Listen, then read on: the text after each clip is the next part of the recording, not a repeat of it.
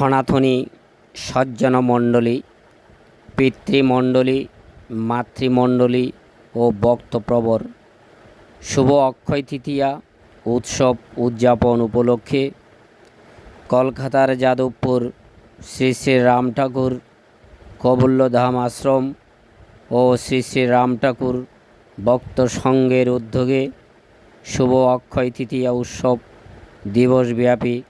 বিভিন্ন মাঙ্গলিক অনুষ্ঠানের মাধ্যমে অনুষ্ঠিত হয়। পূজা, ভোগ, ভোগারতি, কীর্তন ও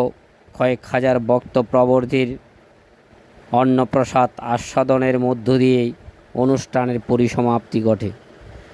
যাদবপুর শ্রী শ্রী রাম ঠাকুর কবল্লধাম আশ্রমের সাধারণ সম্পাদক, বিশিষ্ট সংগঠক, ধর্মপ্রাণ দিলীপ সেনগুপ্ত মহোদয়